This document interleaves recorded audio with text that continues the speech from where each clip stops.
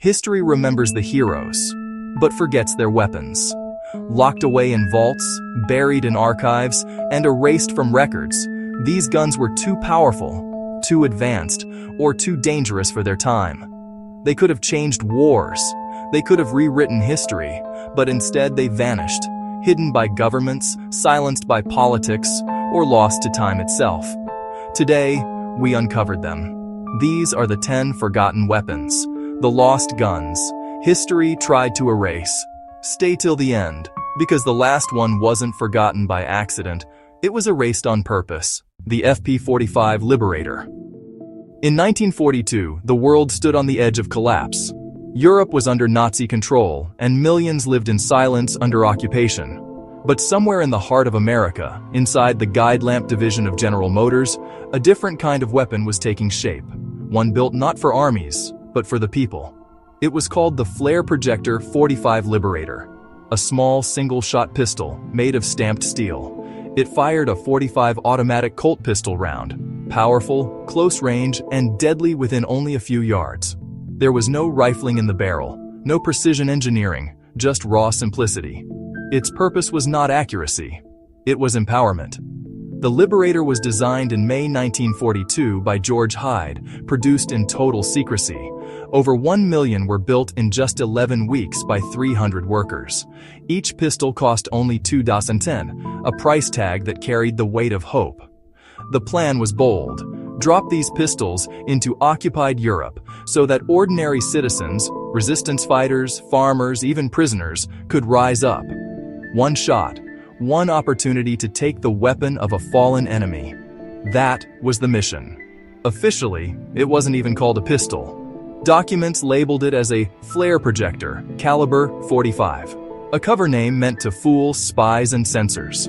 Every Liberator came in a plain cardboard box with 10 rounds of ammunition, a wooden dowel to eject the spent shell, and a cartoon instruction sheet that taught freedom, one drawing at a time. But the weapon's true power wasn't in its mechanics. It was in its message. It told the world that tyranny could be fought, even with the simplest tool. Most of these pistols never saw battle.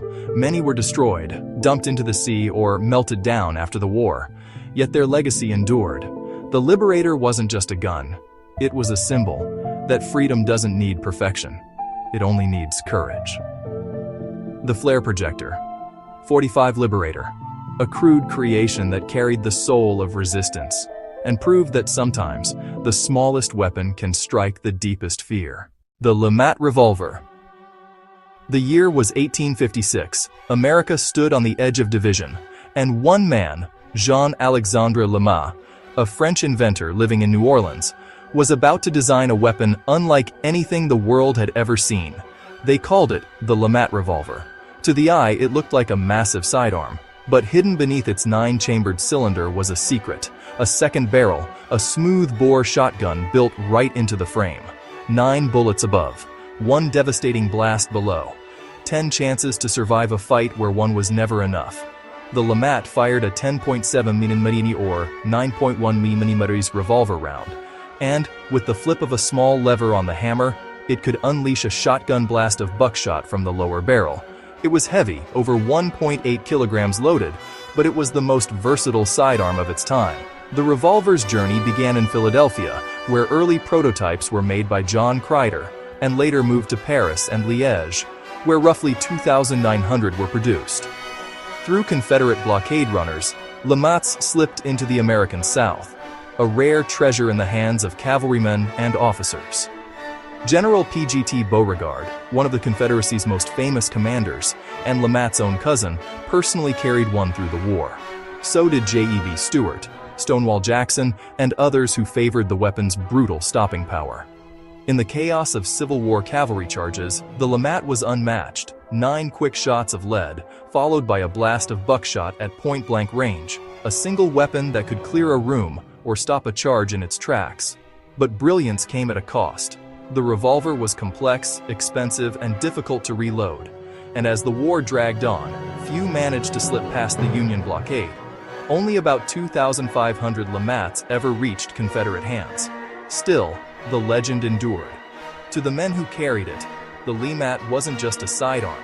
It was a statement, a symbol of ingenuity born out of desperation. When the smoke cleared and the South fell, the Lee-Mat disappeared into history, overshadowed by the rise of Colt and Smith & Wesson. But its design, its dual-barrel innovation, would echo in firearms for generations. The Lee-Mat revolver, the hand cannon of the Confederacy, a weapon of defiance, a masterpiece of engineering in a time of war and ruin. The harmonica gun. You hold the slide, you pull it left. 9 chambers line up. 1 pull, 1 shot, then slide. Again. The idea goes back to 1742, when an early Swiss inventor first tried the slide concept. By 1814, James Thompson had a patent. By the 1830s and 1840s, gunsmiths across America and Europe were refining the design. In 1837, a hammerless variation arrived. In 1838, a Mormon gunsmith named Nicanor Kendall built his own, sparking the idea that would reach Jonathan Browning. Patents and experiments followed. 1854, a pump-action concept. 1856, a crank-operated model. The harmonica gun is simple in appearance. A steel slide, like a small platen, houses multiple chambers. You load each chamber with powder, primer, and ball. Slide it into the breech. Move the slide. Fire. Advance the slide. Fire again. Technical facts. Multi-shot capability without a complex cylinder. Often percussion cap ignition. Available as pistol and rifle versions. Some models used pin-fire or even compressed air. A practical rate-of-fire advantage in an era of slow reloads, where it mattered, the frontier and close combat. Miners, trappers, settlers, men who needed many shots before reloading, found value in the harmonica's quick follow-ups. Mounted troops and irregular forces used it as a gap filler between single-shot muskets and true revolvers, but it was awkward. The slide was exposed. A chain fire, one spark igniting neighboring charges, was a constant risk. The mechanism was front-heavy. Accuracy beyond short range suffered. Industrial revolvers and cartridge systems would soon eclipse it. Still, for a time, it felt revolutionary. A handheld volley gun, a tool for survival on the edge of maps. It carried the raw practicality of pioneers who couldn't wait for better guns to arrive. The harmonica gun didn't vanish because it was useless. It fell because progress moved faster. But its slide left a mark on invention, an idea that shouted, more shots, faster, innovation that bridged eras. The harmonica gun, clumsy, bold, and stubborn, a stepping stone between the old world of single shots and the new age of repeat fire. A frontier instrument that whispered, then shouted, adapt or die. The Protector Palm Pistol. You hide it in your fist. Only the barrel peeks out. A pistol disguised as a pocket watch. Designed in 1882 by Jacques-E. Turbiot. Made in France. Then made in America. Minneapolis, Chicago, Ames. Factories churned out thousands. Small numbers matter here. About 3,000 by Minneapolis. About 12,800 by Chicago's Ames. They were nickel-plated. Sleek. Intimate. Calibers changed. 6mm, 8mm. 32, extra short, a tiny revolver with a 7 or 8 round magazine. No sights, no obvious trigger. You fire by squeezing your hand. This was concealment turned into a weapon. It lived in the palm. It answered a single demand. Surprise. Operation was radical. Clasp the device. Barrel slips between 2 fingers. Squeeze the grip. The mechanism fires. Close. Quick. Personal. It looked harmless. Like a watch. That was the point. Carry it on a chain, hide it in a vest, pull a fist, and the world changes. Remington made the tiny ammunition until 1920. That tells you how long people trusted the idea, but popularity faded. The pistol was awkward to aim. Larger, more reliable designs replaced it. Emotionally, it mattered. It belonged to the frightened, the discreet, the urban traveler. A small rebellion against vulnerability. A private promise. I can protect myself. Quietly. The Protector Palm Pistol was a statement. Not loud, not proud. The Frommer Baby Hungary, a small pistol, a loud reputation, called the Frommer Baby, marked Fegevergier model, tiny on the outside, fierce in the hand, caliber 7.65 mm, muzzle velocity 800 ft/sec, length 4.8 inches. Barrel, 2.3 inches. Weight, 14 ounces. Capacity, 6 rounds. Designed for concealment, built for combat. It fit a fist and a uniform. A companion for officers and couriers. A private defender in chaotic times. Quick to draw, quick to repeat. 6 shots ready in a blink. Light enough to carry. Heavy enough to matter. It moved through wars and borders. A small firearm with practical purpose. Not flashy, not exotic. Reliable where it counted. The Frommer baby proved a simple truth. Size does not measure impact. Small tools can shape big outcomes. A silent sentinel in pockets and holsters. Ordinary on sight, decisive in crisis. The Sterling submachine gun, a blueprint born in 1944. A gun forged to replace the clumsy Sten, designed by George William Patchett. Simple, reliable, precise. It didn't roar. It worked. Weight, 2.7 kilograms. Barrel, 196 millimeters. Cartridge, 19 millimeters. Parabellum. Rate of fire, 550 rounds per minute. Effective range, about 200 meters. Tested in the last months of the Second World War. Quietly favored by commandos and airborne troops. Trials proved what the Sten could not. Accuracy and dependability. Adopted after the war, called the L2A1 by the British Army. Entered service in 1953. Built to last, more than 400,000 made. It served in battlefields across the world. Korea, Malaya, Suez, Aden, the Falklands, from imperial policing to modern conflict. It carried soldiers through messy wars and dirty streets. Design choices mattered.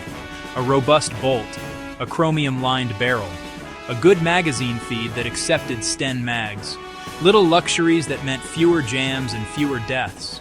The Sterling didn't seek glory, it earned trust. Troops carried it because it worked when everything else failed. A British answer to a simple question: how do you give a soldier a tool he can depend on? The Sterling submachine gun, understated, effective, unforgettable.